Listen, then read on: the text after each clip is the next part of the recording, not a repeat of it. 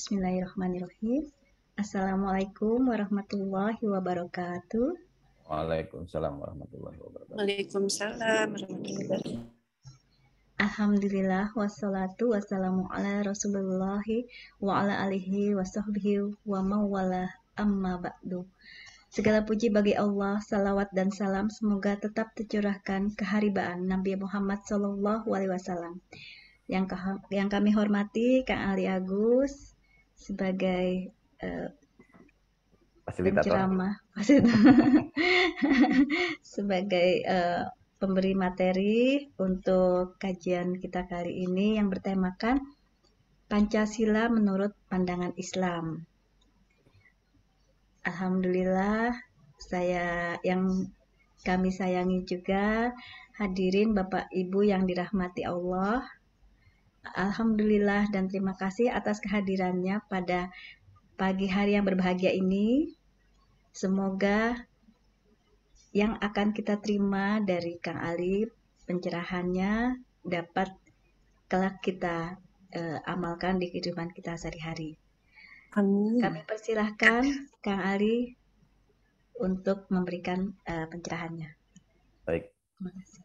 Terima kasih kepada Ibu Epi dan juga kepada semua yang hadir dalam kajian kita pada kesempatan yang baik ini. A'udzubillahi minasyaitonirrajim. Bismillahirrahmanirrahim. Assalamualaikum warahmatullahi wabarakatuh. Waalaikumsalam warahmatullahi wabarakatuh. Rabbi a'udzubika min hamazatis syayatin wa a'udzubika rabbi ayahdurun. Asyhadu an la ilaha illallah wa asyhadu anna Muhammad Rasulullah. Allahumma sholli ala Muhammad wa ala ali Muhammad ya karim. Alhamdulillahirabbil alamin. Wassalatu wassalamu ala asrofil anbiya'i wal mursalin wa ala alihi wa ashabi ajmain amma ba'du. Puji syukur hanya milik Allah. Salawat serta salam semoga tetap tercurah kepada para nabi, khususnya baginda Rasulullah Muhammad sallallahu alaihi wasallam dan kita semua selaku pengikutnya sampai akhir zaman. Sahabat yang dimuliakan Allah, alhamdulillah pada kesempatan yang baik ini kita masih diberikan oleh Allah nikmat yang banyak. Kita masih diberikan kesempatan untuk terus berproses, meningkatkan keimanan dan ketakwaan kita kepada Allah. Dan insya Allah hari ini kita akan mensyukuri nikmat Allah, terutama nikmat pendengaran, penglihatan, hati, akal pikiran, mulut, tangan, dan kaki kita. Yang mana insya Allah hari ini kita akan pakai ya untuk mendengarkan ayat-ayat Allah, untuk membaca ayat-ayat Allah, untuk memahami ayat-ayat Allah, sehingga nanti ayat-ayat Allah akan masuk ke dalam hati dan pikiran kita, sehingga nanti akan menjadi cahaya, pedoman, petunjuk, dan pelajaran dalam hidup kita. Amin ya Allah ya Rabbal Alamin. Insya Allah hari ini kita akan belajar bersama-sama dan tema kita hari ini yang tadi sudah disampaikan oleh Bu Epi, yaitu Pancasila menurut pandangan Islam. Karena di zaman sekarang ya, yang sudah serba canggih ini, yang sudah serba instan, modern dan sebagainya, masih ada sekelompok manusia atau sekelompok orang ya yang memiliki pandangan atau memiliki pemahaman yang berbeda tentang Pancasila. Di sini saya tidak bisa menyalahkan siapa-siapa, di sini kita tidak boleh menyalahkan siapa-siapa, karena apa? Ya tadi itu, kita harus sadari bahwa setiap manusia pasti berbeda dalam pemahamannya atau pendapatnya. Nah, agar kita tidak terjadi istilahnya perpecahan ya akibat pemahaman-pemahaman tadi, alangkah baiknya ya kita kembali kepada sumber hukum ya yang kita yakini, yaitu Alkitab, Al-Quran, yang mana kita tahu bahwa Quran ini sebagai sumber hukum ya yang bisa kita baca, pelajari dan pahami sehingga kita bisa mentaati segala aturan-aturan Allah-Nya. Nah, kalau kita bicara Pancasila ya sudah barang tentu kita bicara tentang dasar negara. Ya. Kalau kita lihat dari sejarah dulu ya, pada tanggal 1 Juni 1945 Insinyur Soekarno yang menyampaikan ide atau gagasan terkait tentang dasar negara Indonesia yang akhirnya diberi nama Pancasila. Nah, Pancasila itu diambil dari bahasa Sanskerta ya, yang berasal dari kata panca yang berarti 5 dan sila yang berarti prinsip atau azas. Jadi Pancasila merupakan rumusan dan pedoman kehidupan bagi rakyat Indonesia. Nah, jadi berdirinya sebuah negara yang berlandaskan dengan dasar negara ya. Makanya Bung Karno dan kawan-kawan menggagas untuk membuat dasar negara tersebut yang diambil dari bahasa Sanskerta yang dikasih nama Pancasila. Artinya ada 5 sila atau 5 prinsipnya dalam bernegara gitu. Nah, dulu tokoh-tokohnya yang merumuskan Pancasila itu ternyata bukan orang-orang yang sembarangan gitu. Jadi mereka sangat-sangat istilahnya berpikir yang betul-betul mendalam untuk merumuskan dasar negara ini, tidak main-main. Nah, makanya di situ ada Insinyur Soekarno, Muhammad Hatta, ada Supomo, Muhammad Yamin, dan juga ada Kiai Haji Abdul Wahid Hasyim. Nah, jadi tokoh-tokoh ini yang merumuskan ya, membuat ide gagasan terciptanya Pancasila ini tidak semata-mata mengikuti kehendak keinginan hawa nafsu semata. Tapi dia memikirkan semua ya, karena mereka tahu bahwa Indonesia ini beragam sukunya, bahasanya, warna kulitnya, gitu kan, dan juga keyakinannya. Nah, makanya untuk merumuskan suatu dasar negara agar tercipta sebuah negara, ya harus berlaku adil gitu. Nah, makanya gagasan-gagasan tersebut dituangkan ya dalam bentuk ide, tulisan, dan semuanya akhirnya dirumuskan, jadilah Pancasila gitu. Makanya di tanggal 18 Agustus 1945 artinya BPUPKI menetapkan ya Pancasila sebagai dasar negara kita. Nah, karena panca itu artinya 5, sila itu artinya prinsip, berarti negara kita itu memiliki 5 prinsip dasar yang akhirnya ini menjadi pedoman ya, yang ujungnya nanti menjadi undang-undang. Ya, makanya dari Pancasila inilah maka lahirlah Undang-Undang UUD 45 ya, Undang-Undang Dasar tahun 1945. Nah, Pancasila atau 5 prinsip ini ya, yang pertama ya, yaitu ketuhanan yang Maha Esa. Nah, tujuan diciptakannya sila pertama adalah ketuhanan yang Maha Esa. Para pendiri tokoh bangsa ini paham betul ya bahwa di Indonesia itu beraneka ragam keyakinan, beraneka ragam suku, beraneka ragam agama dan sebagainya. Jadi untuk mempersatukan menjadi satu kesatuan sebagai bangsa dan negara, maka setiap warga negara harus memiliki ya keyakinan tersebut. Ya, makanya keyakinannya karena sama ya. Kalau menurut mereka ini mungkin pada saat itu berpikiran semua keyakinannya ya mungkin dalam sudut pandang agama berbeda, tapi sama dalam hal satu, istilahnya keyakinan apa? Bahwa manusia diciptakan. Bahwa manusia ada yang menciptakan. Siapa yang menciptakannya? Tuhan yang Maha Esa. Ya, makanya kalau kita cek kepada semua golongan ya atau semua agama, pasti jawabannya sama. Ya. Bahwa mereka mempunyai keyakinan bahwa manusia diciptakan oleh Tuhan yang Maha Pencipta atau Tuhan yang Maha Esa. Nah, kita sebagai orang Islam ya patut mengapresiasi. Kenapa? Karena yang mencetuskan Pancasila ternyata kebanyakan ya adalah orang-orang Islam sendiri gitu. Ya, salah satunya ada kiai besar di situ, Abdul Wahid Hasyim. Nah, para tokoh agama yang terlibat dalam perumusan Pancasila ini, dia enggak semata-mata istilahnya mencantumkan kalimat ketuhanan yang Maha Esa ini sebagai main-main gitu. Nah, cuman sekarang faktanya banyak ya orang-orang yang tadi yang tidak setuju dengan sila pertama gitu. Pengen digerubah, pengen diganti ya. Jadi ketuhanannya diganti pakai Allah gitu. Iya, kalau buat orang Islam gitu kan. Ya. Nah, gimana dengan orang-orang yang hidup di negara Indonesia yang non muslim? Apakah harus disamaratakan namanya Tuhan yang Maha Esa itu namanya harus sama? Ya enggak lah. Ya, makanya kalau orang Islam bilang Tuhan yang Maha Esa itu Allah, orang Kristen bilangnya apa? Allah, ya. Kalau orang Hindu, orang Buddha, ya, orang Konghucu kan beda-beda namanya. Ya, nggak beda jauh dengan istilah banana, pisang, gedang, cau. Barangnya sama nggak? Sama. Penyebutannya beda. Gitu. Nah di sini ya para tokoh tadi berkeyakinan bahwa apapun namanya Tuhan kamu, ya itu satu.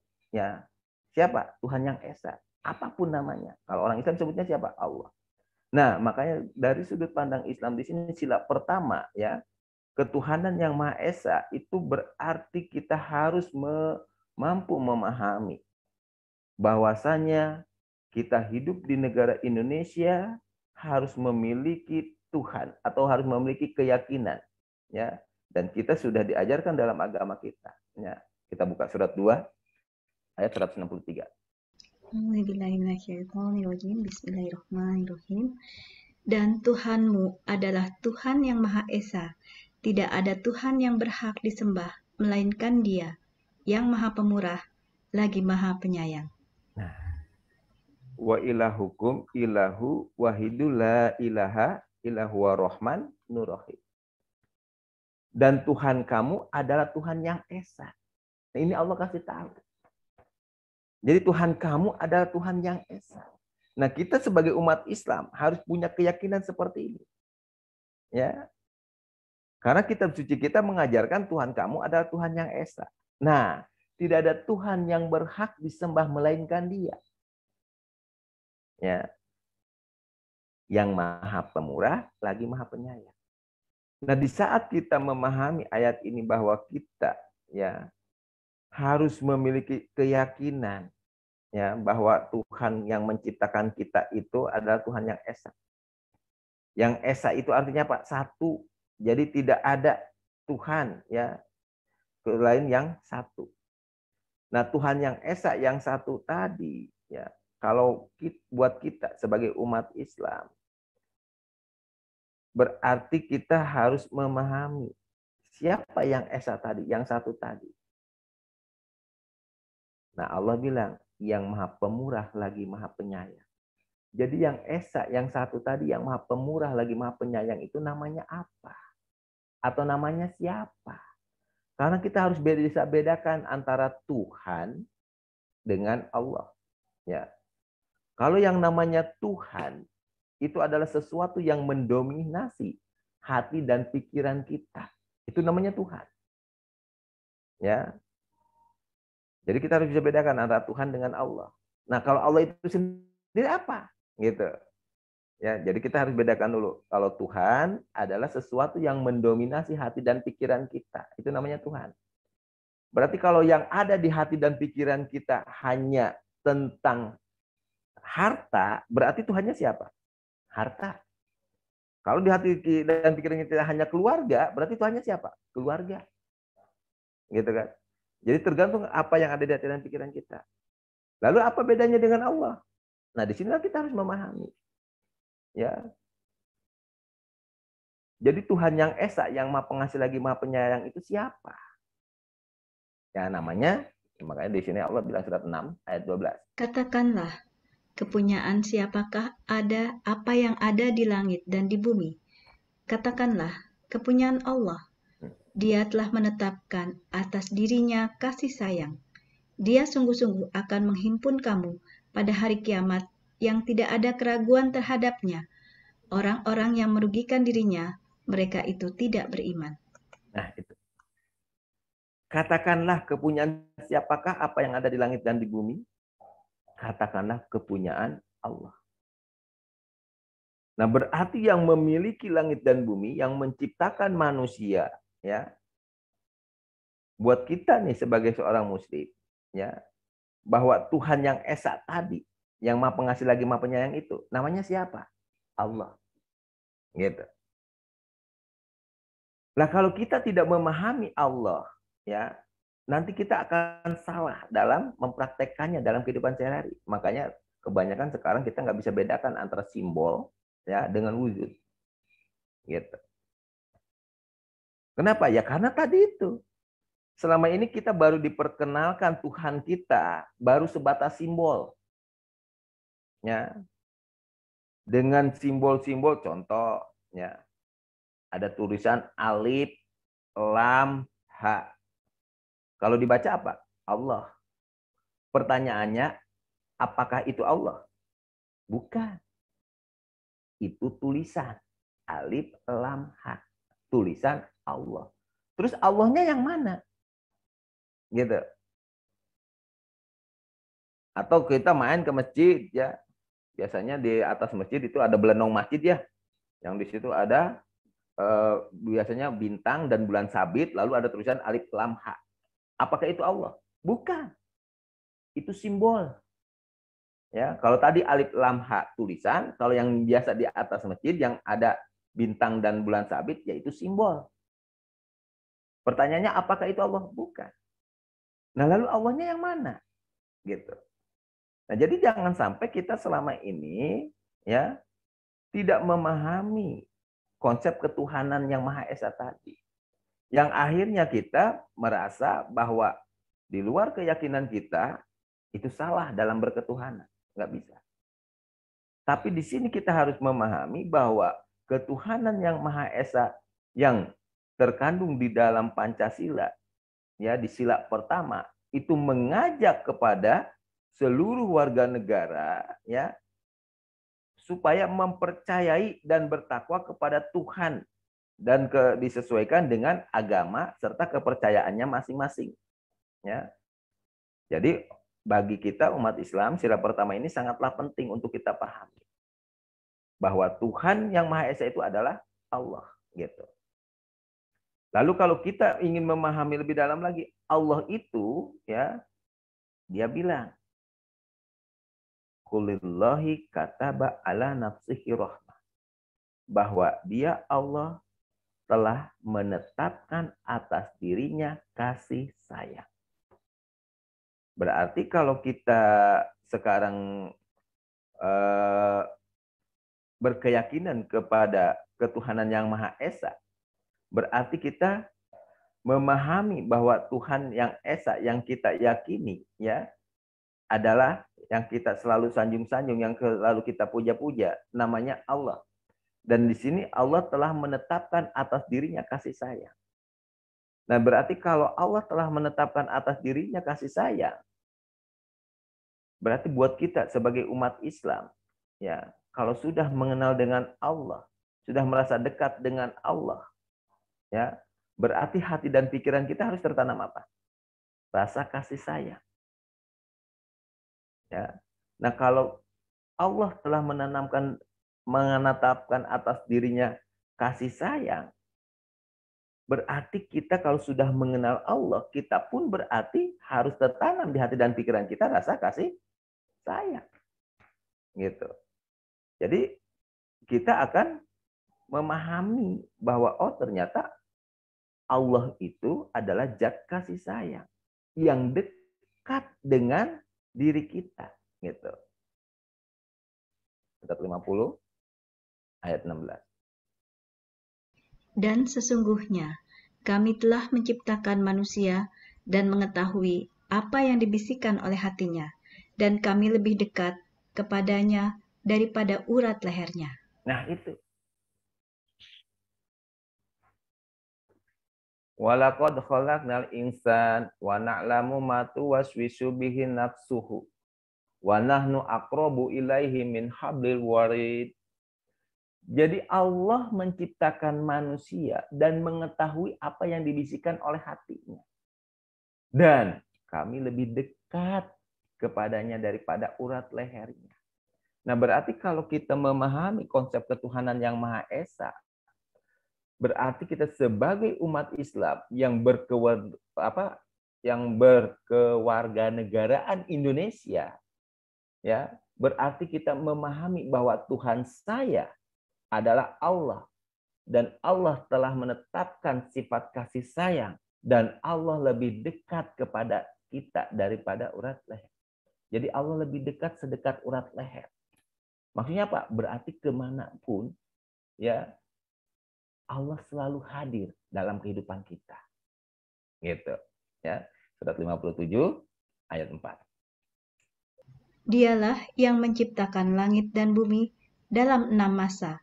Kemudian dia bersemayam di atas arsy. Dia mengetahui apa yang masuk ke dalam bumi dan apa yang keluar daripadanya, dan apa yang turun dari langit, dan apa yang naik kepadanya. Dan dia bersama kamu di mana saja kamu berada. Dan Allah Maha melihat apa yang kamu kerjakan. Nah, itu. Jadi Allah ada di mana? Di mana saja kita berada. Nah, berarti tadi ya, pertanyaan Bunda Rini tadi di awal, kalau kita istilahnya berkeyakinan Allah ada di mana saja kita berada, berarti saat kita di kamar mandi, ada nggak Allah? Ada. Makanya jangan bermaksiat di kamar mandi. Gitu. Kenapa? Ada Allah. Terus di saat kita di kamar, ada Allah nggak? Ada. Saat kita di tempat kerja, ada Allah nggak? Ada. Ya. Jadi Allah selalu bersama kita di mana saja kita berada. Jadi jangan sampai kita menjadi warga negara Indonesia, ya, dan memahami sila pertama ketuhanan yang Maha Esa, tapi kita nggak pernah kenal dengan Tuhan kita. Yang apa? Nggak bakalan nanti ketemu dengan sila-sila yang lainnya. Akhirnya kita nggak bakalan bisa memahami sila-sila yang lainnya. Kenapa? Karena yang awalnya saja, sila pertamanya, kita nggak kenal sama Tuhan kita. Gitu. Nah, makanya kita sebagai umat Islam harus memiliki pandangan yang lebih jauh lagi. Bahwasanya sila pertama ketuhanan yang Maha Esa, ya, berarti di sila pertama ini kita harus bisa memahami bahwa warga negara Indonesia termasuk kita, ya, mempercayai dan harus bertakwa kepada Tuhan yang Maha Esa, disesuaikan dengan agama serta kepercayaannya masing-masing, gitu. Nah, jadi kita sebagai umat Islam begitu memahami ketuhanan yang Maha Esa, oh Tuhan saya adalah Allah. Dan Allah adalah yang menciptakan langit dan bumi. Dan Allah telah menetapkan atas dirinya kasih sayang. Dan Allah dekat sedekat urat leher saya. Dan Allah selalu beserta saya di mana saja saya berada. Nah, kalau kita sudah punya keyakinan seperti itu, insya Allah, ya, kemanapun, dimanapun, sedang apapun, kita akan selalu mengingat Allah dengan sifat kasih sayangnya. Bukan mengingat Allahnya hanya sebatas simbol. Bukan mengingat Allahnya hanya sebatas ucapan atau lafaz atau tulisan. Tapi kita harus betul-betul memahami ketuhanan yang Maha Esa itu tertanam di hati dan pikiran kita rasa kasih sayang. Gitu. Ya. Jadi bukan kebencian, bukan kedengkian. Ya, berarti kalau orang Indonesia yang masih memiliki rasa iri, dengki, benci dan selalu berselisih, bermusuhan, berarti dia nggak paham Pancasila. Gitu, ya. Jadi orang yang paham Pancasila pasti dalam hati dan pikirannya akan tertanam rasa kasih sayang. Kenapa? Karena sila pertama mengajarkan kepada semua warga negara agar memiliki konsep ketuhanan sesuai dengan agamanya masing-masing. Dan konsep ketuhanan yang diajarkan oleh Allah di dalam Islam menurut Al-Quran bahwa Allah telah menetapkan atas dirinya kasih sayang. Gitu. Nah, kalau Allah telah menetapkan atas dirinya kasih sayang, berarti hati dan pikiran warga negara Indonesia harusnya tertanam rasa kasih sayang. Jadi perbedaan tadi sunatullah, ya, tidak untuk berselisih, tidak untuk bermusuhan, gitu. Nah, makanya buat kita sebagai umat Islam yang sudah berkeyakinan bahwa Allah ada di mana saja kita berada, dan Allah telah menetapkan atas dirinya kasih sayang. Nah, makanya kita agar selalu ditanamkan rasa kasih sayang, Allah perintahkan kita agar selalu seperti ini. Sesungguhnya, orang-orang yang beriman dan beramal soleh, kelak Allah yang Maha Pemurah akan menanamkan dalam hati mereka rasa kasih sayang. Nah, itu. Innalladzina amanu wa amilus solihati saya ja'alu lahumul rahmanu wuddah. Sesungguhnya orang yang beriman dan beramal soleh, kelak Allah yang Maha Pemurah akan menanamkan dalam hati mereka rasa kasih sayang. Gitu. Berarti kalau kita selama ini mengaku warga negara Indonesia dan berketuhanan yang Maha Esa, ya, berarti kita harus wujudkan dalam kehidupan sehari-hari kita dengan selalu beramal soleh. Apa itu beramal soleh? Beramal itu amal perbuatan, soleh itu baik. Berarti kita harus implementasikan dengan perbuatan-perbuatan yang baik. Gitu. Nah, perbuatan yang baiknya didasari dengan rasa kasih sayang. Karena banyak orang yang berbuat baik juga. Warga negara Indonesia banyak yang berbuat baik. Tapi tidak didasari rasa kasih sayang. Kebanyakan didasarinya dengan keinginan. Begitu punya keinginan untuk menjadi calon A. Baru di situ mau berbuat baik. Begitu punya keinginan untuk menjadi calon B. Baru di situ dia berbuat baik. Begitu kagak terpilih, nyesel. Lu udah gua bantu, udah gua dasar tidak ada terima kasih, ngedumel. Gitu. Nah, kalau seperti itu berarti ada nggak rasa kasih sayangnya? Nggak ada. Gitu. Nah, makanya di sinilah konsep ketuhanan yang Maha Esa yang tertanam di sila pertama itu mengajarkan kepada kita seluruh warga negara Indonesia, ya, baik yang beragama Islam, Hindu, Kristen, Protestan, ya, Buddha, Konghucu atau apapun yang ada keyakinan di negara kita ini yang disetujui oleh pemerintah, berarti mereka harus bisa seperti ini, selalu berbuat kebaikan untuk menjaga negara Indonesia, gitu. Ya, jadi konsep ketuhanan yang Maha Esa ini bukan hanya sebutan, ya. Jadi kita nggak bisa menyamakan dengan keyakinan agama-agama, gitu. Tapi insya Allah semua agama pasti setuju dengan adanya ketuhanan yang Maha Esa. Dan menurut pandangan saya sebagai orang Islam, kalau saya memahami sila pertama ini, buat saya berarti saya harus, ya, mengenal Tuhan yang Esa tadi lebih dalam lagi. Jangan sampai Tuhan yang Esa yang kita yakini yang namanya Allah tadi hanya sebatas simbol, hanya sebatas tulisan, hanya sebatas kaligrafi yang ditempel di tembok, yang ditempel di dinding ataupun ditempel dimanapun, ya. Dan seolah-olah itu adalah Tuhan kita. Bukan, itu bukan Tuhan kita, itu tulisan. Nah, Tuhan kitanya ada di mana? Tuhan kitanya di mana? Tadi, ya, yang surat 2 186. Ulang lagi. Dan apabila hamba-hambaku bertanya kepadamu tentang aku, maka jawablah, bahwasanya aku adalah dekat. Aku mengabulkan permohonan orang yang berdoa apabila ia memohon kepadaku. Maka hendaklah mereka itu memenuhi segala perintahku dan hendaklah mereka beriman kepadaku, agar mereka selalu berada dalam kebenaran. Apabila hamba-hambaku bertanya kepadamu tentang aku, jawablah bahwasanya aku dekat. Gitu. Berarti kalau orang yang sudah memahami konsep ketuhanan yang Maha Esa berarti dia selalu dekat sama Allah. Dan bukti dia dekat sama Allahnya, ya, dia selalu beramal soleh dibarengi dengan keimanan, ya. Pada saat dia beramal soleh, berbuat kebaikan didasari dengan rasa kasih sayang, ya. Kenapa dia harus dasari rasa kasih? Karena dia sudah memahami bahwa Allah sendiri telah menetapkan atas dirinya kasih sayang. Jadi dia akan selalu dekat dengan hati dan pikiran kita, sedekat urat leher kita, gitu. Nah, kalau Allah sudah dekat sedekat urat leher kita, ya, dan kita sudah memahami dengan konsep tadi ketuhanan yang Maha Esa bahwa Allah adalah zat kasih sayang, berarti hati dan pikiran kita akan selalu tertanam rasa kasih sayang. Sehingga kalau kita sudah memahami sila pertama, kita akan masuk ke sila keduanya dan kita pun akan memahaminya. Jadi kalau orang yang sudah berketuhanan yang Maha Esa, pasti dia akan memiliki ya sila kedua. Apa sila kedua? Kemanusiaan yang adil dan beradab. Gitu. Jadi setiap warga negara harus memahami bahwa setiap manusia itu memiliki derajat yang sama di mata Allah. Di mata Sang Pencipta, kita ini sama, ya, makhluk ciptaannya. Baik orang Islam, Hindu, Buddha, Kristen, apapun agamanya, apapun kelompoknya, apapun sukunya, apapun bahasanya, ya, kita ini sama, ya, derajatnya di mata Allah, Sang Pencipta kita, gitu.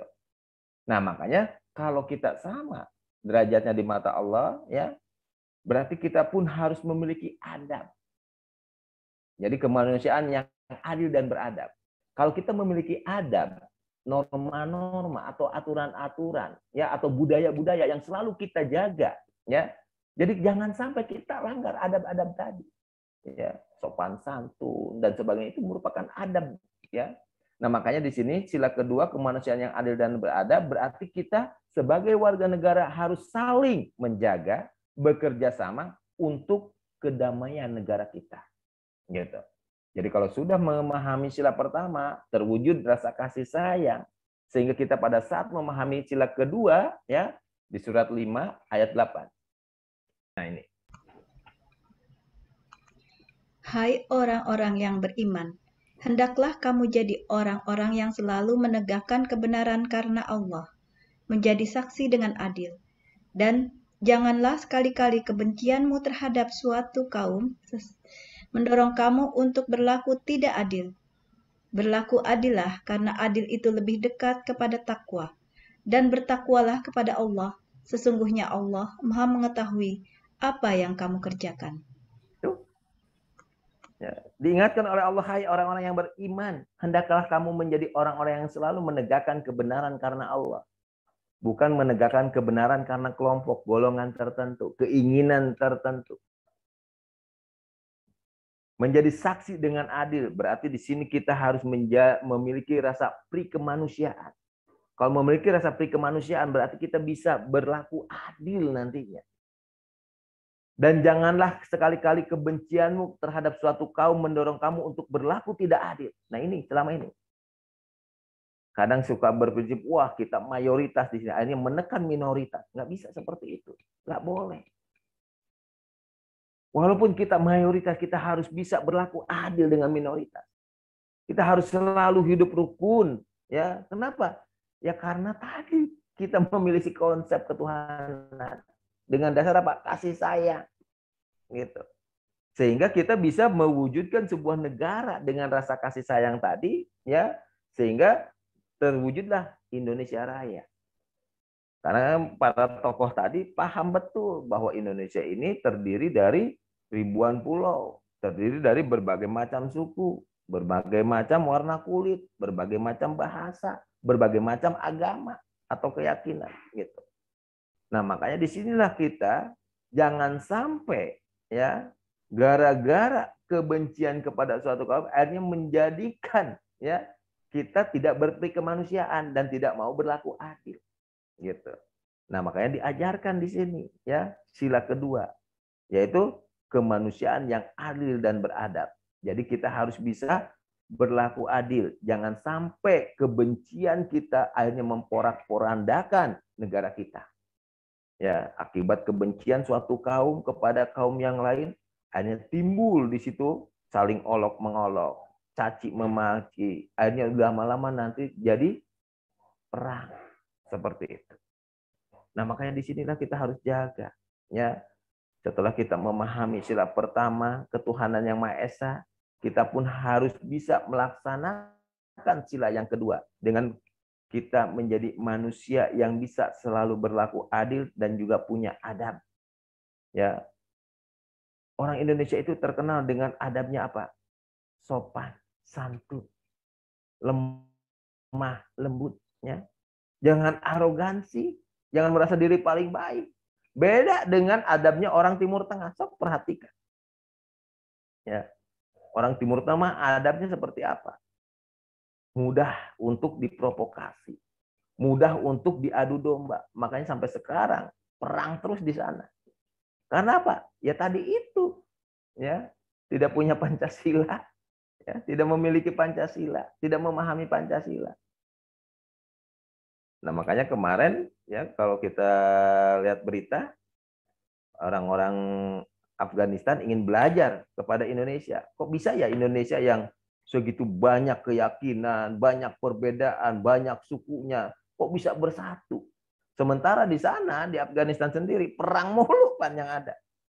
Gitu. Karena apa? Ya tidak adanya yang mengajarkan konsep-konsep seperti halnya para pendiri bangsa kita. Seperti itu.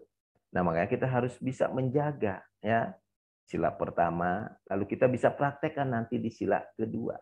Jadi kita akan menjadi warga negara yang memahami bahwa setiap manusia memiliki derajat yang sama, mempunyai adab, dan saling menjaga bekerja sama untuk kedamaian dalam negara kita. Nah, makanya ayatnya surat 5 ayat 8, jadilah kita orang-orang yang selalu menegakkan kebenaran karena Allah. Bukan karena kelompok, bukan karena golongan, bukan karena hawa nafsu. Kenapa?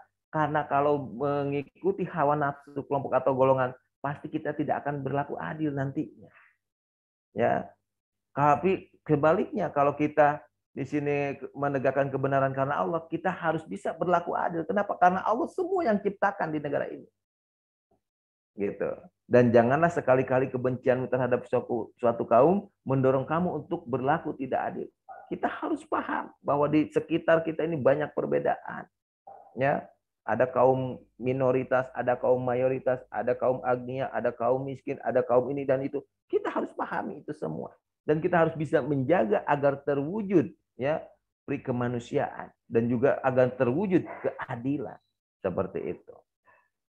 Nah, jadi setelah kita mengenal sila pertama, kita memahami sila kedua, sehingga kita akan diikat, dipersatukan di sila ketiga.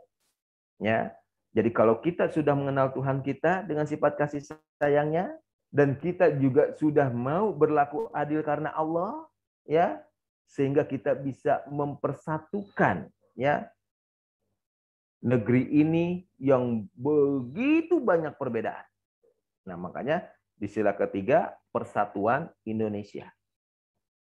Nah, di Islam diajarkan ya bahwasannya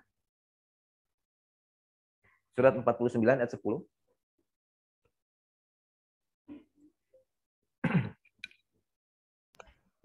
Sesungguhnya orang-orang mukmin adalah bersaudara.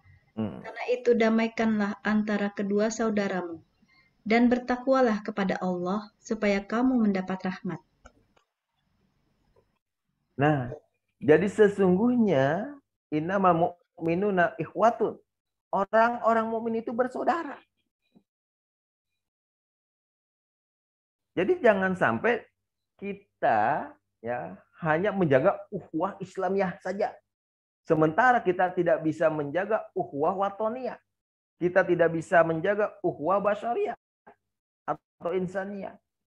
Nah, berarti kalau kita hanya bisa menjaga ukhuwah Islamiyah, ya berarti kita tidak bisa nanti menjaga negara kita. Kenapa? Karena di negara kita ya itu terdiri dari berbagai macam suku, bahasa, warna kulit, budaya dan sebagainya. Itu macam-macam.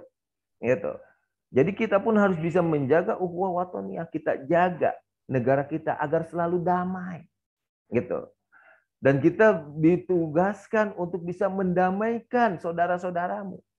Saudara sebangsa dan setanah air. Mendamaikan saudara-saudaramu, saudara seiman ya atau seagama. Mendamaikan saudara-saudaramu, saudara sesama umat manusia.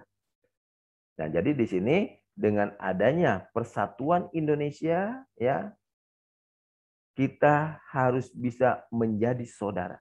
Maka kita harus bisa jaga ukhuwah watoniyah. Karena kita sama-sama lahir di bumi pertiwi Indonesia. Jadi kita harus bisa menjaga kedamaiannya. Kita harus menjaga persatuannya. Nah, makanya dengan adanya persatuan ini ya, Menurut pandangan Islam, ya, kita lihat di surat 3 ayat 103.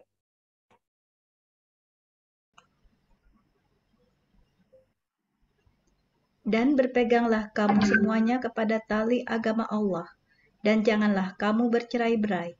Dan ingatlah akan nikmat Allah kepadamu ketika kamu dahulu masa jahiliyah bermusuh-musuhan. Maka Allah mempersatukan hatimu, lalu menjadilah kamu karena nikmat Allah orang-orang yang bersaudara. Dan kamu telah berada di tepi jurang neraka, lalu Allah menyelamatkan kamu daripadanya. Demikianlah Allah menerangkan ayat-ayatnya kepadamu, agar kamu mendapat petunjuk. Nah, itu. Jadi Allah perintahkan kepada kita untuk bisa menjaga ukhuwah tonia, karena kita sama-sama ya dilahirkan di bumi pertiwi Indonesia. Kita jaga agar tercipta kedamaian, ketentraman, kerukunan, ya. Maka Allah perintahkan untuk menjaga persatuan supaya apa? Berpegang teguh kamu semua kepada tali agama Allah. Jadi buat orang-orang yang hidup di Indonesia, dia pasti memiliki agama. Gitu kan? Berpegang teguhlah kepada tali agama Allah. Janganlah kamu bercerai-berai. Dan ingatlah akan nikmat Allah kepadamu ketika kamu dahulu masa jahiliyah bermusuh-musuhan. Jadi kita harus ingat dulu perjuangan para tokoh bangsa ini. Sampai harus berperang, bermusuhan. Ya, untuk apa? Memerdekakan negara Indonesia ini. Sekarang malah dikotori oleh oknum-oknum, oleh orang-orang yang ingin mengembalikan kita ke zaman jahiliyah. Apa itu? Bermusuh-musuhan lagi.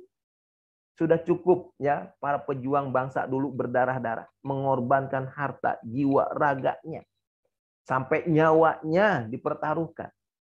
Nah, sekarang ada sekelompok orang yang ingin mengembalikan seperti itu, sesama anak bangsa saling bermusuhan, cuman gara-gara apa? Gara-gara perbedaan keyakinan, atau gara-gara ingin istilahnya memaksakan kehendak kelompok golongannya. Ya. Nah, disinilah kita harus bisa memahami bahwa persatuan Indonesia bisa dijaga dengan semua kembali kepada tali agama Allah yang benar. Bukan kepada tali agama Allah yang berkelompok, bergolongan, ya, yang hanya mementingkan kelompok golongannya saja tanpa berpikir bahwa kita semua bersaudara sebagai manusia. Kita semua bersaudara sebagai anak bangsa. Kita semua bersaudara sebagai satu keyakinan atau satu agama, gitu. Jadi kalau kita bisa menjaga itu semua kembali kepada tali agama Allah, insya Allah kita tidak akan bercerai-berai. Kenapa? Karena konsep agama kita, ya khususnya umat Islam yang memahami pedoman hidupnya Alkitab Al-Quran, kita akan memiliki ya pri kemanusiaan dan punya adab, gitu. Sehingga kita bisa berlaku adil, ya, dan tidak bisa tidak saling bermusuhan, ya. Kenapa? Ya karena kita kalau bermusuhan berarti kita kembali lagi ke zaman jahiliyah lagi dong, gitu. Ya. Nah, makanya balik lagi dengan berpegang teguh kepada tali agama Allah, jagalah persatuan kita sebagai bangsa dan negara Indonesia. Ya, jadi masing-masing agama akan mengajarkan kepada umatnya untuk bisa bersatu, ya, mengajarkan kepada umatnya untuk bisa menjaga kedamaian negara ini, kerukunan negara ini. Karena semua agama memiliki adab, semua agama memiliki pri kemanusiaan, semua agama memiliki Tuhan yang menciptakan. Dan menurut Islam itu sendiri, Tuhan yang menciptakannya adalah Allah. Dan Allah sendiri telah menetapkan atas dirinya kasih sayang. Dan kita harus menanamkan rasa kasih sayang tadi dalam kehidupan sehari-hari. Karena Allah selalu dekat dengan kita. Allah selalu berada di mana saja kita berada. Sehingga kita harus wujudkan ya dengan sifat kasih sayangnya, kita berlaku adil. Tidak saling caci, tidak saling cela. Tapi kita saling membantu. Jangan sampai kebencian kepada suatu kaum akhirnya memecah belah negara kita. Seperti itu. Ya, jadi setelah kita memahami sila pertama, kita bisa memahami sila kedua, dan kita pun bisa memahami sila ketiga. ternyata sila ketiga persatuan Indonesia itu ternyata Allah sudah perintahkan agar kita bisa menjaga persatuan. Dengan apa? Mempersatukan hati. Jadi kita cari persamaan, bukan cari perbedaan. Ya, karena kalau mencari perbedaan udah otomatis ya, semua manusia itu pasti berbeda. Tidak akan sama, gitu. Tapi kalau kita sama-sama mencari persamaan, yaitu apa?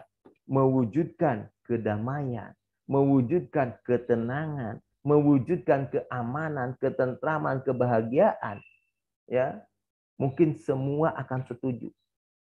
Ya, tujuannya sama ke arah sana. Maka masing-masing dengan hati nurani dan dengan ajaran yang kita yakini, mari kita jaga persatuan ini. Ya, kita satukan hati kita. Ya, fa'ala Pak. Jadi mempersatukan dengan hati. Jadi mempersatukannya dengan hati.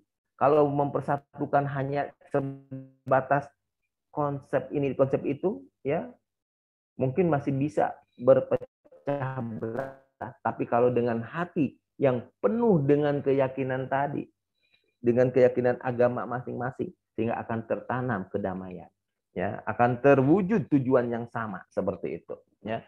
Jadi mari kita jaga persatuan Indonesia supaya kita bisa ya mempersatukan dari Aceh sampai Riau dengan tujuan yang sama, yaitu apa? Tujuannya apa? Mendapatkan kedamaian, ketentraman, ya, kebahagiaan dan sebagainya. Seperti itu.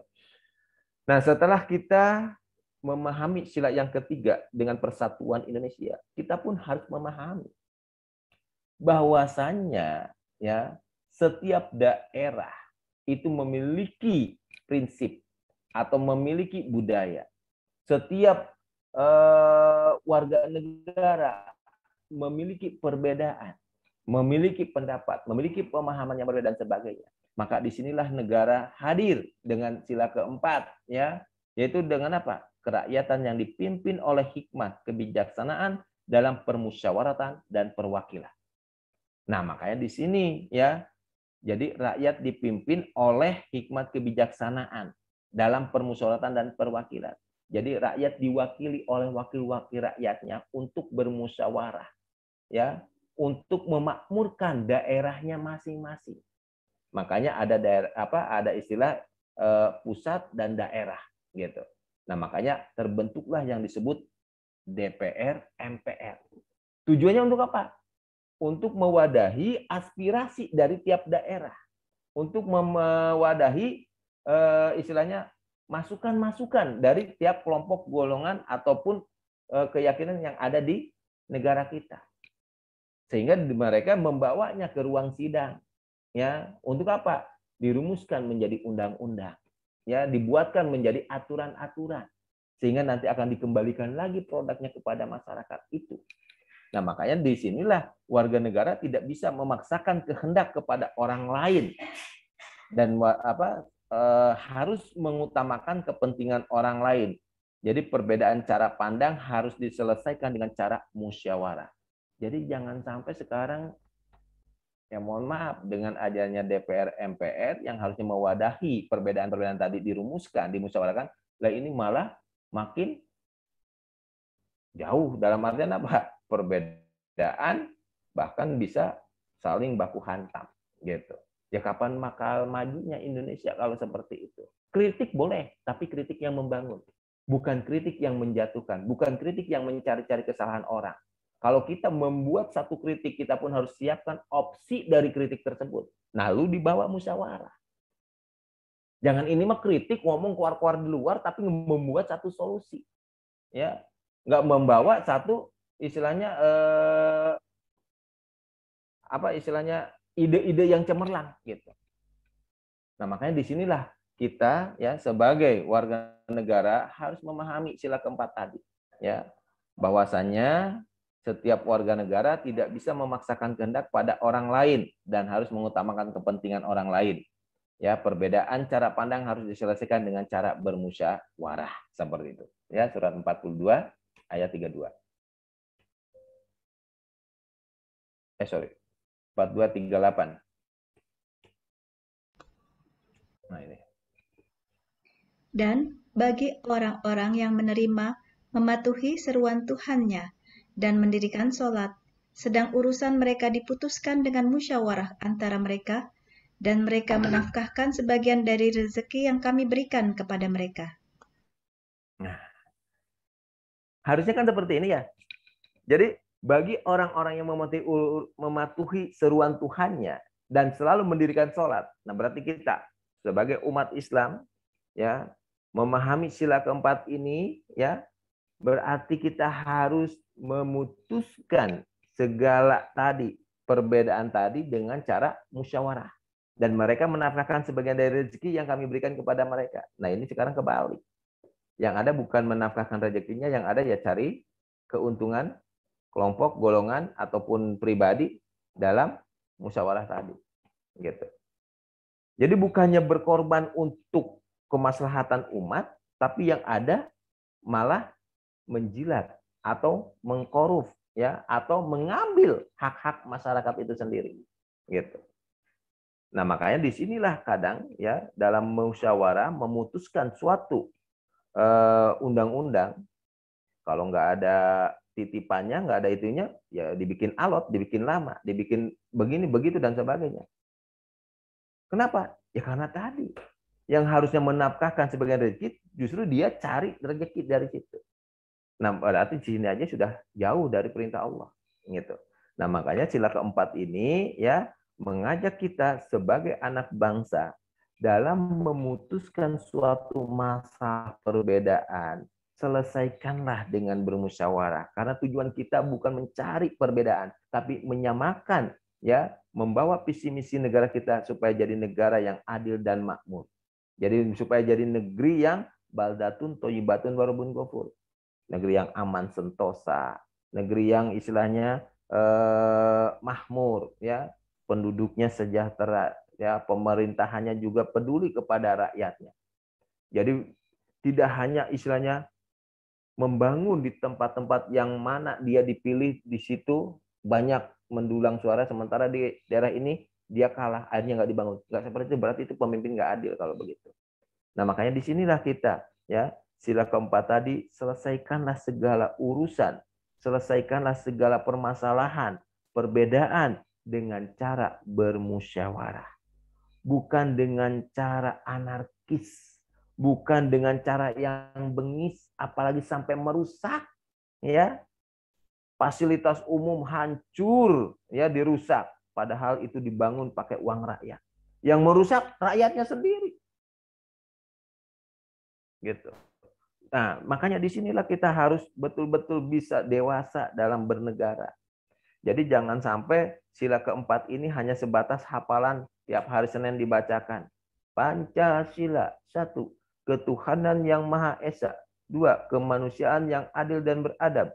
3. Persatuan Indonesia. 4. Kerakyatan yang dipimpin oleh hikmah kebijaksanaan dalam permusyawaratan dan perwakilan. 5. Keadilan sosial bagi seluruh rakyat Indonesia. Dulu waktu sekolah, ya, tiap Senin pasti dibacakan ini Pancasila. Ya, kadang gantian.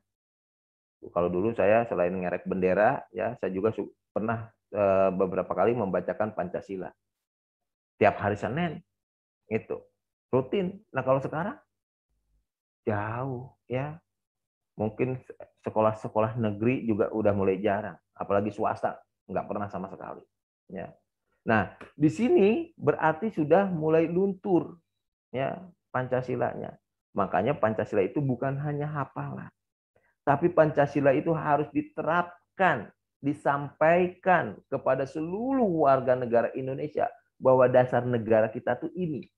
Kalau kamu merasa sebagai warga negara Indonesia, berarti kamu harus memiliki konsep ketuhanan sesuai dengan agama dan keyakinan kamu. Sehingga akan terwujud, ya, kedamaian.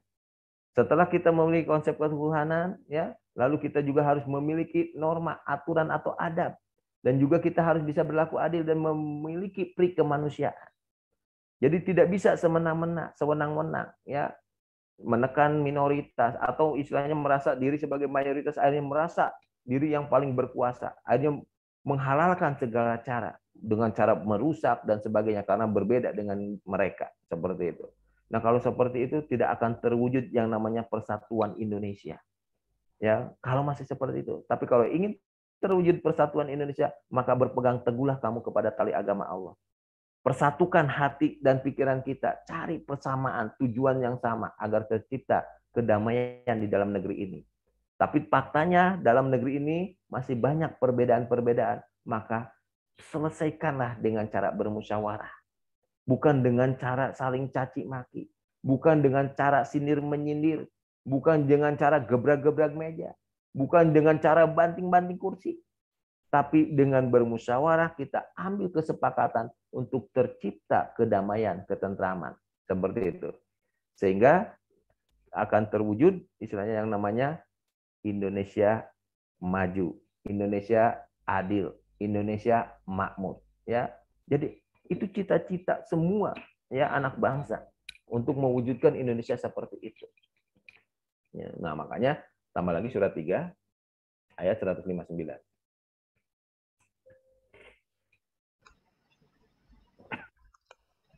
Maka disebabkan rahmat dari Allah lah kamu berlaku lemah lembut terhadap mereka. Sekiranya kamu bersikap keras lagi berhati kasar, tentulah mereka menjauhkan diri dari sekelilingmu. Karena itu maafkanlah mereka, mohonkanlah ampun bagi mereka, dan bermusyawarahlah dengan mereka dalam urusan itu. Kemudian apabila kamu telah membulatkan tekad, maka bertakwalah kepada Allah. Sesungguhnya Allah menyukai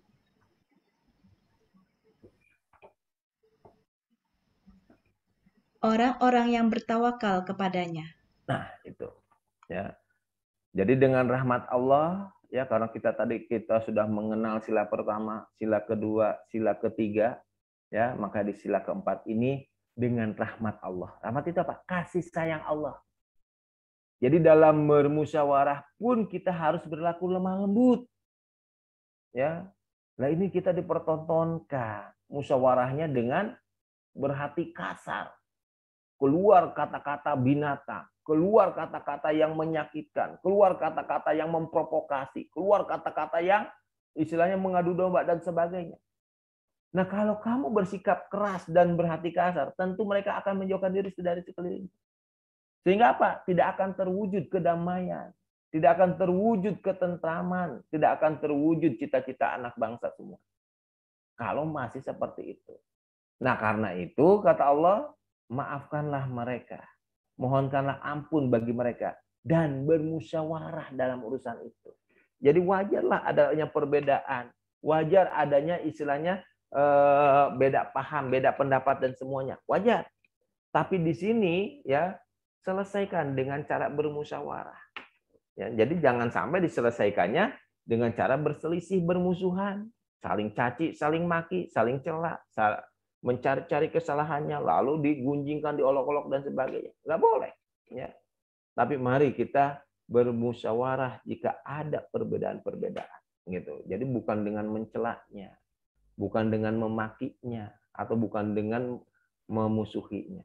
Tapi dengan cara bermusyawarah itulah prinsip dari Pancasila. Supaya apa? Terwujud Indonesia yang adil makmur. Terwujud Indonesia yang akan maju ke depan. Gitu. Kenapa? Karena orang-orangnya memiliki Pancasila, memahami Pancasila, dan mempraktekkan Pancasila sesuai dengan agamanya masing-masing. Gitu. Ya, sehingga begitu kita sudah bisa mempraktekkan sila keempat dengan bermusyawarah, maka inilah endingnya sila yang kelima, ya, keadilan sosial bagi seluruh rakyat Indonesia. Ya, jadi rakyat Indonesia akan merasakan keadilan, ya. Dalam hal apa? Kesejahteraan. Ya, adil dalam hal istilahnya pangan, sandang, papan. Nah, selama ini mungkin masih ada ketimpangan.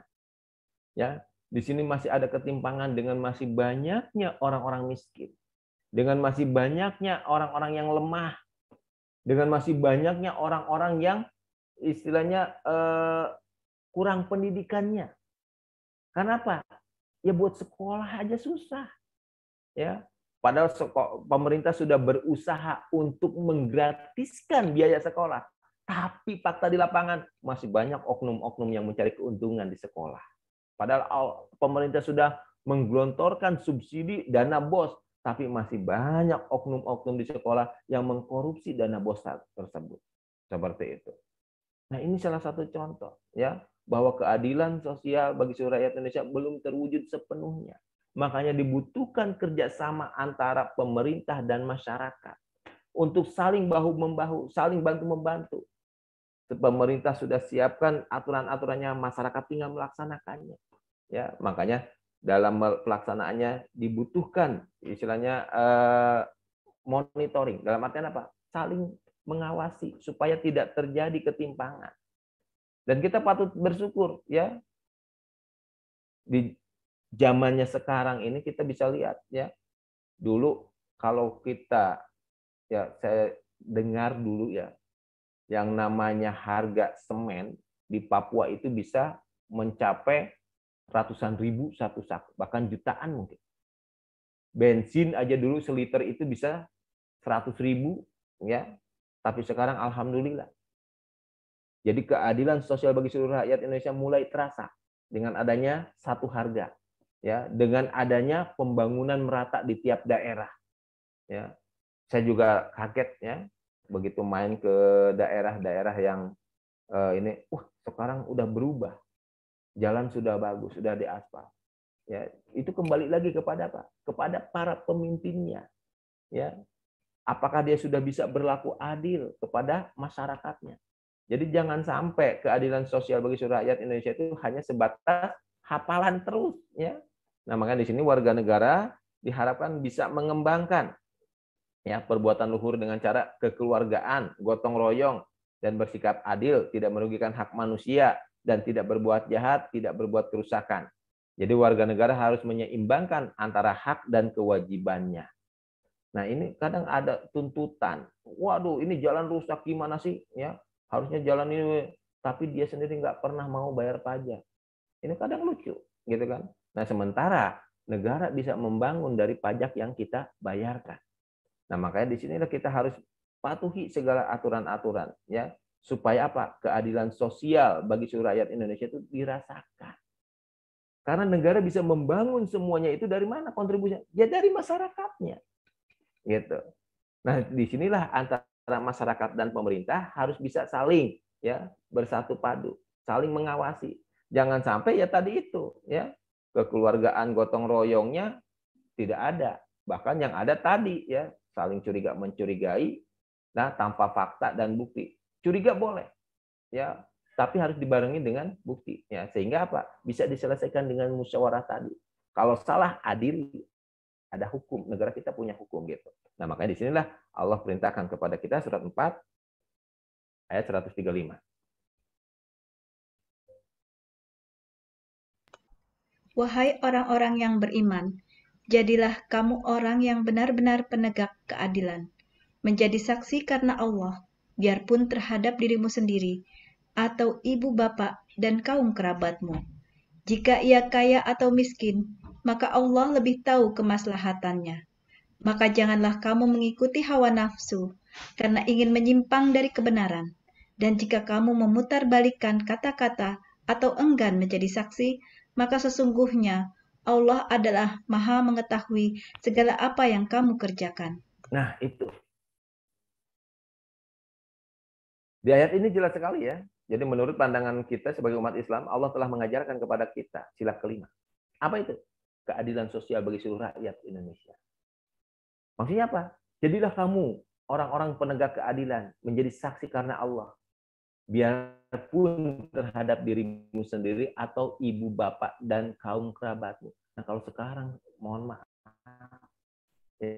Ya, jadi masih banyak orang yang melindungi orang yang salah. Apalagi itu keluarganya, apalagi itu saudaranya, apalagi itu koleganya, ya. Yang penting apa? Ada duitnya. Nah, ini masih banyak yang seperti ini. Akhirnya mereka melanggar, tidak bisa berlaku adil, ya. Kalau orang kaya, ya, mohon maaf. Ya kita sekarang dipertontonkan.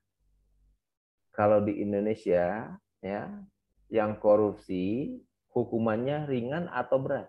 Ringan. Ya. Udah korupsi dapat remisi. Harusnya dihukum 15 tahun, baru separohnya udah bisa keluar. Itulah Indonesia. Hukumnya belum bisa adil. Beda dengan halnya orang yang miskin, ya. Orang yang istilahnya mencuri ayam atau mencuri apalah, mencuri lah istilahnya, ya. Dihukum 2 tahun. Udah bonyok, babak belur, digebukin, ya. Masuk selnya juga, waduh, selnya mungkin nggak layak gitu kan. Beda dengan yang korupsi tadi, di selnya juga nyaman, enak dan sebagainya. Ya, kenapa? Ya karena ada ketidakadilan. Nah, disinilah berarti masih jauh dari keadilan sosial bagi seluruh rakyat Indonesia. Nah, makanya di sini perlu dibutuhkan ya kerjasama yang baik antara pemerintah dengan masyarakat, gitu. Jadi jangan sampai banyak juga sekarang LSM yang mengatasnamakan masyarakat. Keluar-keluarnya bagus, ya ininya bagus, tapi begitu udah ketemu dengan pemerintah kayak sapi ompong, ya kayak singa nggak ada taringnya, diem nurut. Kenapa? Karena kalah dengan uang sogokan mungkin seperti itu.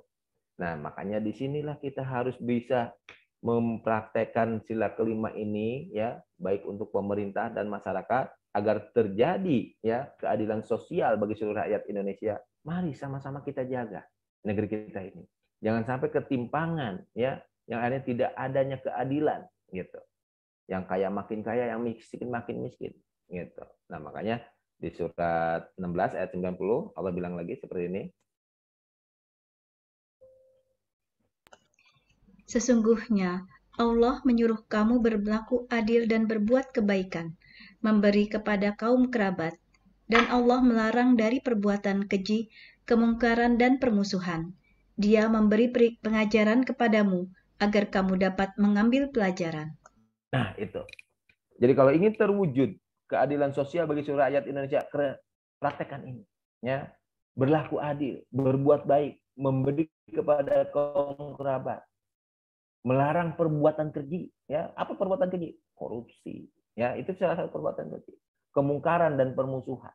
Jadi kalau kita bisa praktekkan ini ya sesuai dengan petunjuk Allah, ya. Jadi sila kelima ini diambil dari ayat ini supaya apa? Pemerintah dan masyarakat bisa bersatu. Untuk apa? Terwujudnya keadilan sosial bagi seluruh rakyat Indonesia. Ya, makanya pemerintah di sini harus bisa membersihkan orang-orang yang selama ini selalu berbuat kemungkaran, orang-orang yang selalu berbuat keji, dan orang-orang yang selama ini selalu memicu permusuhan. Kenapa? Karena itu akan menghancurkan bangsa kita. Gitu.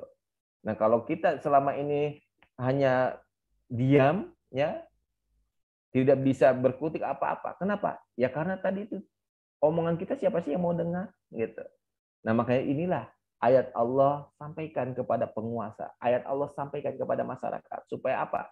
Saling menjaga negeri kita, ya, tidak tercipta permusuhan, tidak terjadi kemungkaran, tidak terjadi perbuatan keji.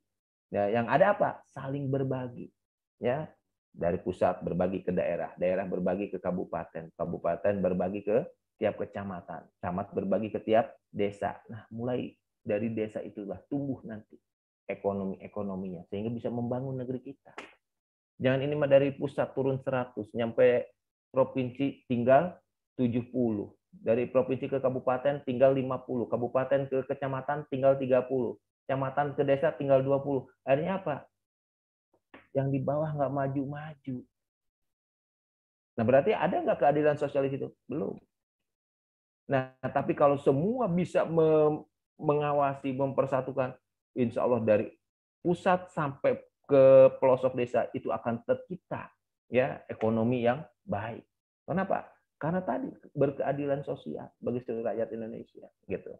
Jadi tidak ada perbuatan keji atau berbuat kemungkaran atau permusuhan, ya. Jadi prakteknya nggak ada korupsi, nggak ada sunat menyunat, nggak ada saling curiga mencurigai, semua transparansi dan semua merasakan seperti itu. Ya, mudah-mudahan ke depan bisa seperti itu negara kita, ya. Sehingga Pancasila betul-betul akan terwujud, ya, bukan hanya hafalan, tapi Pancasila itu adalah dasar negara kita. Untuk apa? Kemakmuran, kesejahteraan, kebahagiaan seluruh warga negara Indonesia, seperti itu. Nah, makanya di surat 11 ayat 85. Dan Syuaib berkata, "Hai kaumku, cukupkanlah takaran dan timbangan dengan adil, dan janganlah kamu merugikan manusia terhadap hak-hak mereka, dan janganlah kamu membuat kejahatan di muka bumi dengan membuat kerusakan." Nah, itu. Hai kaumku, cukupkanlah takaran dan timbangan dengan adil. Jangan kamu merugikan manusia terhadap hak-haknya. Jangan kamu membuat kejahatan dan jangan kamu membuat kerusakan. Nah, ini harus adil, ya. Jadi praktekkan oleh kita, ya. Minimalnya kita dulu dah. Sudahkah kita selama ini menakar? Sudahkah kita selama ini mengintrospeksi? Apakah kita sudah berbuat adil selama ini? Gitu. Apakah kita masih merugikan hak orang lain? Apakah kita masih mengambil hak orang tersebut? Ya. Atau apakah kita masih berbuat jahat? Apakah kita masih berbuat kerusakan? Nah, semua jawabannya ada di dalam diri kita. Dan ini pun tidak hanya untuk kita. Allah perintahkan juga ini untuk semua, ya. Baik itu yang menjabat di pemerintahan, pengusaha, ya, masyarakat sipil dan sebagainya. Agar bisa mempraktekkan ini dalam kehidupan sehari-harinya. Jadi karena ini sebagai filter kehidupan kita. Supaya dalam berbuat, bekerja, dan melaksanakan aktivitas setiap hari, kita bisa terfilter oleh ayat ini. Sehingga di saat kita bekerja, kita bisa berlaku adil. Di saat kita bekerja, tidak merugikan hak manusia. Di saat kita bekerja, tidak berbuat kejahatan. Dan di saat kita bekerja, tidak berbuat kerusakan. Makanya di saat kita bekerja, filter pakai ayat ini. Sehingga kita bisa memposisikan kita sebagai orang yang selalu ya mendambakan keadilan sosial bagi seluruhnya. Baik diri kita, keluarga kita, masyarakat, dan alam semesta. Seperti itu. Nah, jadi balik lagi ya, cita-cita luhur anak bangsa ya, Pancasila endingnya terwujud ya, keadilan sosialnya. Ya, jadi semua akan mencicipi, semua akan menikmati ya hasil dari yang diciptakan Allah untuk warga negara Indonesia ya, dari perut buminya ada minyak, ada batu bara, ada nikel, ada emas, ada perak, dan semua banyak ya harta karun yang tertanam di perut bumi ini. Tapi apakah semua rakyat Indonesia sudah menikmatinya? Nah, makanya dengan adanya Pancasila ini mudah-mudahan ya pemerintah dan masyarakat bisa bersatu padu untuk apa? Mengelola negeri ini sehingga terwujud negeri yang baldatun thayyibatun warabun ghafur. Negeri yang subur, negeri yang makmur, yang mana penduduknya selalu beriman dan bertakwa kepada Allah, sehingga akan terwujud kedamaian, ketentraman, keamanan, kesejahteraan, kebahagiaan seluruh warga negaranya. Seperti itu. Nah, makanya di sini kita harus bisa berkeadilan sosial. Nah, sekarang contoh yang paling mudah buat kita supaya bisa berkeadilan sosial itu Allah ingatkan kepada kita, ya. Coba kita buka di surat 59 ayat 7.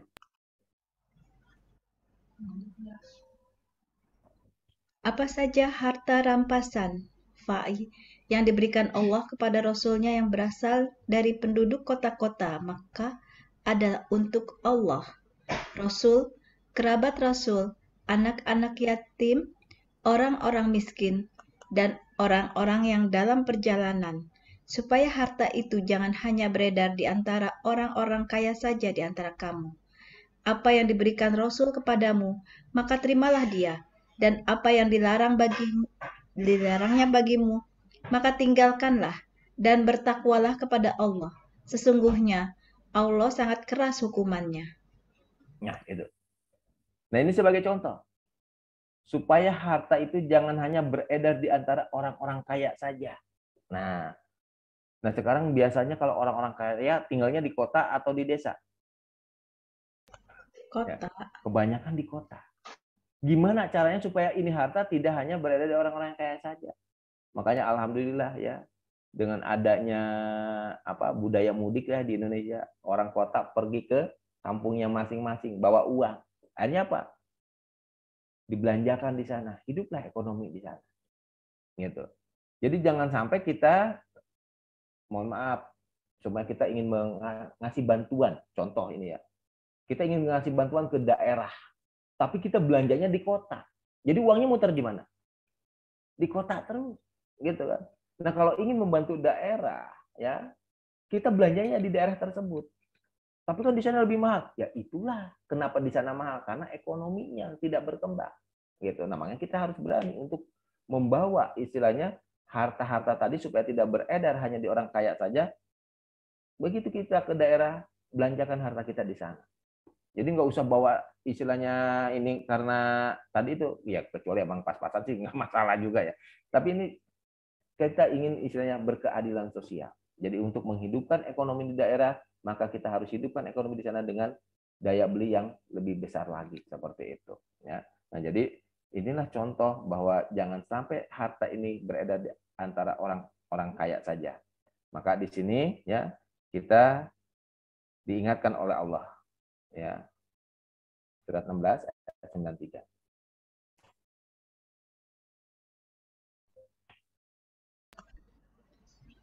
Dan kalau Allah menghendaki, niscaya Dia menjadikan kamu satu umat saja, tetapi Allah menyesatkan siapa yang dikehendakinya dan memberi petunjuk kepada siapa yang dikehendakinya. Dan sesungguhnya kamu akan ditanya tentang apa yang telah kamu kerjakan. Nah, jadi Allah akan tanya apa yang kita kerjakan. Gitu. Nah, jadi dengan adanya Pancasila tadi ya, kita bisa implementasikan dalam kehidupan sehari-hari sesuai dengan agamanya masing-masing ya, sesuai dengan keyakinannya masing-masing sehingga kita bisa melaksanakan dalam kehidupan kita sesuai kemampuan dan kesanggupannya. Nah, Allah di sini akan menanyakan apa yang telah kamu kerjakan ya. Nah, makanya disinilah surat 37 ayat 24 sampai 25. Dan tahanlah mereka di tempat perhentian, karena sesungguhnya mereka akan ditanya. Kenapa kamu tidak tolong-menolong? Nah, makanya kelak akan ditanya, kenapa kamu tidak mau saling tolong-menolong? Nah, berarti kalau ada pertanyaan seperti itu, berarti selama kita di dunia, berarti harus ngapain? Harus saling tolong-menolong. Nah, makanya Pancasila inilah sarana kita, ya, sebagai dasar negara, ya, sehingga menjadikan ini Pancasila untuk masyarakat Indonesia lahan untuk saling tolong-menolong, gitu. Ya, di antara pusat, daerah, dan masyarakat itu bisa tercipta tolong-menolong dalam hal kebaikan. Ya, jadi jangan sampai dengan adanya Pancasila justru ya mengakibatkan perpecahan di mana-mana, olok-olokan di mana-mana. Akibat apa? Akibat tadi ya kurangnya pemahamannya, kurangnya pendidikannya, gitu. Nah, makanya disinilah kita harus bisa saling tolong-menolong, ya, karena Allah akan tanyakan kepada kita. Nah, kalau kita mengingkari nikmat Allah dengan tidak mau saling tolong menolong, ini yang sudah terjadi dulu ya, dan ini Allah kasih tahu kepada kita surat 16 ayat 112.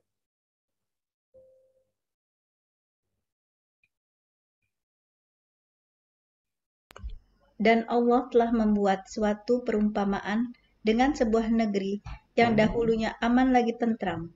Rezekinya datang kepadanya melimpah ruah dari segenap tempat, tetapi penduduknya mengingkari nikmat-nikmat Allah.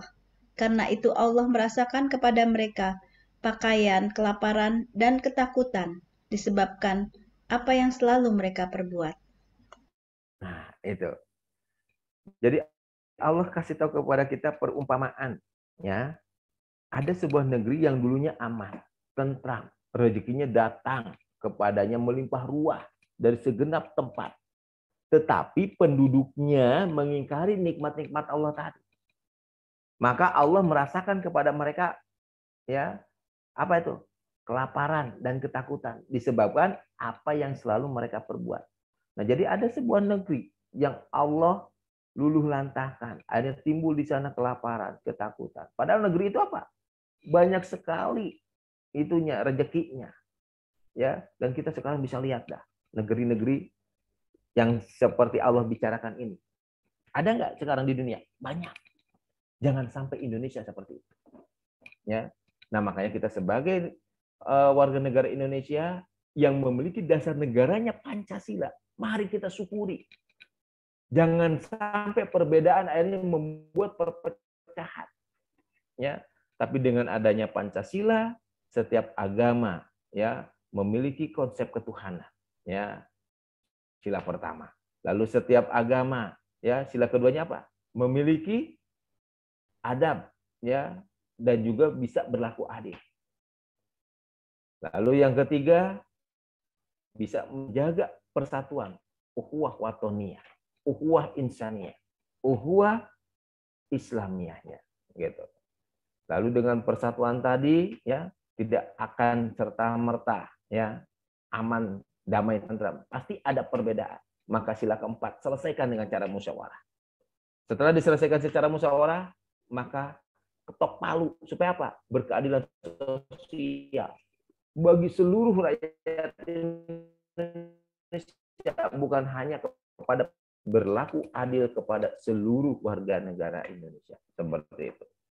Nah, sehingga Pancasila ini betul-betul menjadi dasar negara yang dipahami oleh semua warganya, terutama para pemimpinnya, sehingga bisa ya menjadikan contoh pemimpin yang baik yang bisa mensejahterakan rakyatnya, seperti itu. Nah, mungkin itu yang bisa disampaikan dalam kesempatan yang baik ini, ya. Mudah-mudahan bisa menambah wawasan kita bahwasanya Pancasila itu adalah wujud dari perintah Allah itu sendiri, ya. Sesuai dengan keyakinan kita di dalam Al-Qur'an, ya, sudah diterangkan ayat-ayatnya, sehingga 5 sila tadi kita praktekkan dalam kehidupan sehari-hari kita sesuai dengan kesanggupan dan kemampuannya masing-masing. Itu dulu dari saya, kurang lebih mohon maaf lahir batin. Yang betul dari Allah sesuai dengan kalamnya Al-Qur'an, silakan dibaca, dipelajari di rumah masing-masing. Opini ucapan saya yang tidak ada hubungannya dengan Al-Qur'an, tolong abaikan saja. Akhirul kalam, billahi taufiq wal hidayah. Wassalamualaikum warahmatullahi wabarakatuh. Waalaikumsalam warahmatullahi wabarakatuh. Warahmatullahi wabarakatuh.